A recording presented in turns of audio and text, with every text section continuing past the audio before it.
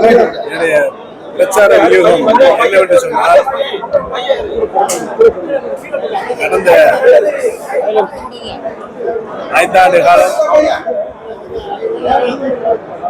மாண்புமிகு முதலமைச்சராக தளபதி அவர்கள் பொறுப்பு ஏற்றுக்கொண்ட நாளிலிருந்து இன்று வரை எதிர்காலத்திலும் அவர் ஒரு சரித்திர சாதனையை தமிழகத்தில் வாழ்கின்ற அனைத்து மக்களும், அனைத்து நிலைகளிலும், அனைத்து பகுதியிலும் வாழ்கின்ற மக்களும் எந்தவித பாகுபாடு இல்லாமல் சமூக நீதியோடு அவர்கள் வாழ்க்கை தரத்தினை கொண்டு போய் நிலைநிறுத்தி வேண்டும் என்ற ஒரு நல்ல குறிக்கோளோடு அவர் செயல்பட்டு நான் தெரிவித்துக் கொள்கிறேன்.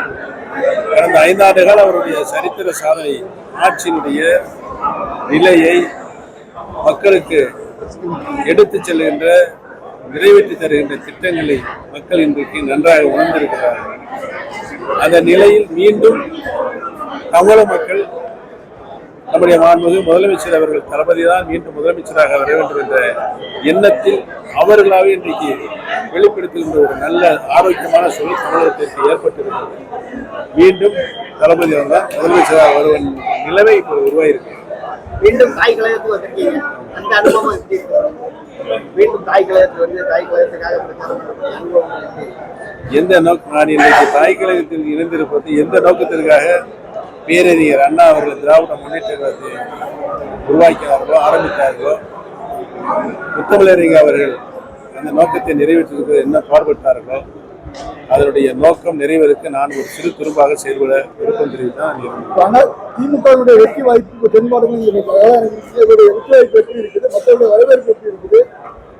திராவிட முன்னேற்ற கழகத்துடைய நடைபெற இருக்கின்ற சட்டமன்ற தேர்தல் வெற்றி வாய்ப்பு மிகவும் பிரகாசமாக இருக்கிறது. பிரகாசமாக இருப்பதற்கு காரணம் தளபதி அவர்கள் ஒரு சிறப்பான ஆட்சியை நாட்டு மக்களுக்கு தந்து கொண்டிருக்கின்ற மனநிலை மக்களுக்கு இருக்கும். வாக்கு வங்கியை வந்து ஒரு புறக்கணிச்சார் எடப்பாடி பழனிசாமி அப்படின்னு சொல்றீங்க. எந்த வாக்கு வங்கியை புறக்கணிச்சார்? எந்த மக்கள் தமிழக மக்கள் அவர் நடந்து கொண்டிருக்கின்ற விதத்திலிருந்து அரசியல் நடைப்பயணத்திலே அவர் எவ்வாறு தமிழக மக்களை மதித்தார் என்பது நாட்டு மக்களுக்கு நன்றாகவே தெரியும். அந்த வெளிப்பாடு வருகின்ற தேர்தலில் எதிரொலிக்கும். 58 தொகுதியில வந்து 40 தொகுதிகள்லாம் வந்து தோல்வி அடைஞ்சிச்சு, 12 தொகுதியில வெற்றி பெற்றுச்சு. அப்படி இழப்புக்கு காரணம் என்ன? அதிமுகவுடைய வீழ்ச்சியா எழுச்சியா? இல்ல, அவர் தலைமையை மக்கள் ஏற்கவில்லை. ஆட்சியும் சரி கட்சியும் சரி பழனிசாமியுடைய தலைமையை மக்கள் ஏற்கவில்லை, ஏற்றுக்கொள்ளவில்லை என்ற நிலையில் தான் அவருக்கு தொடர் தோல்வி நாட்டு மக்கள் தந்தார்கள். தமிழகத்தில் தொடர்ந்து போதைப் பொருள் அதிகமா பழகுது. இதனாலதான் சட்ட ஒழுங்கு ஒரு குற்றச்சாட்டு வைக்கிறாங்க. உதாரணத்துக்கு இப்ப நாங்குநேரி சம்பவம், எங்கே பிரச்சனைகள் வருகின்றதோ அங்கே முழுமையாக சென்று அதை தடுத்து நிறுத்துகின்ற சக்தியாக அரசு செயல்பட்டுக் கொண்டிருக்கிறது. அதை ஏற்படுத்துகின்றதற்கு, பிரச்சனையை ஏற்படுத்தி உரிய தண்டனை வழங்கக்கூடிய அரசாக இன்றைக்கு அவசியம்.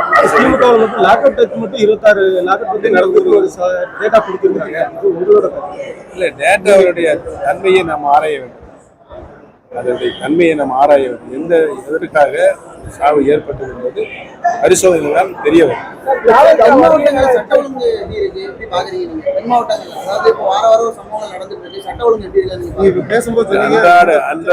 அன்றாடத்தில் பல பிரச்சனைகள் ஏற்படும்.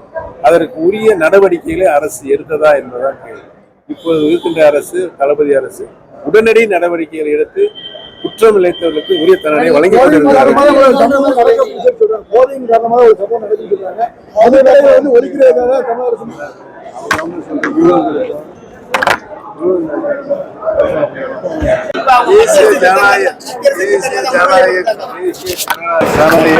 கூட்டணி அல்ல, அது கூட்டணி அல்ல என்பதை தெரிவிக்கும்.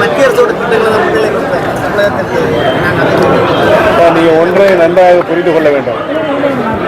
தேர்தல் நடைபெறுகின்றது சொன்னால் அது பொதுவான மக்களுடைய தீர்ப்பு. எந்த தீர்ப்பை மத்திய அரசுக்கு மக்கள் வழங்குகிறார் அதே தீர்ப்பை தான் மாநிலத்திற்கு மக்கள் வழங்குகிறார்கள். ஆக எங்களுக்கு நாடாளுமன்றத்திற்கு வழங்கிய தீர்ப்பு தான் உசந்த தீர்ப்பு, தமிழக மக்களின் தீர்ப்பு சாதாரண தீர்ப்பு என்று டெல்லியில் ஆண்டு கொண்டிருப்போம் நினைக்கக்கூடாது. ஆக வருகின்ற நிதி தமிழகத்திலிருந்தும் மத்திய தோற்றத்திற்கு நிதி சென்று கொண்டிருக்கிறது. கிட்டத்தட்ட 2 லட்சம் கோடி ரூபாய்க்கு சென்று கொண்டிருக்கிறது. ஆக தமிழக மக்களுடைய வரிப்பணம் மத்திய அரசுடைய மத்திய தோற்றத்தில் சென்றடைகிறது.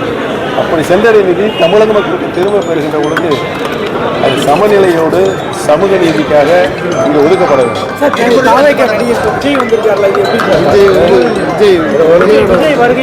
நீங்க அவர்தான் கேட்கணும் கேள்வி, அவரை பார்த்துதான் கேட்கணும். உங்களுடைய கொள்கை என்ன, கோட்பாடுன்னு அவர் பார்த்து. ஒரு கட்சியோட ஒருங்கிணைப்பாளராக இப்போ ஒரு கட்சியில இணைஞ்சிருக்கீங்க. இந்த கட்சியில உங்களோட அங்க இருக்கக்கூடிய தொண்டர்களோட வரவேற்பு எப்படி இருக்கு? 16-17 வயசுல நாங்கள் 18 வயசுல திராவிட முன்னேற்ற கழகத்தில் இருந்தேன். 71க்கு முன்னால.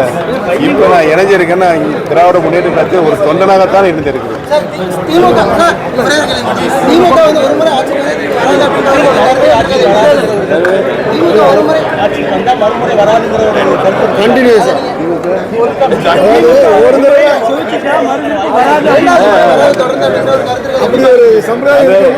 அது ஒரு வரலாற்று சாதனையை ஒரு முறை வெற்றி பெற்று இரண்டாம் முறையாகவும் வெற்றி பெறக்கூடிய ஒரு சரித்திர சாதனையை நம்முடைய தளபதியை உருவாக்குவார் தெரிவித்துள்ளோம். நன்றி.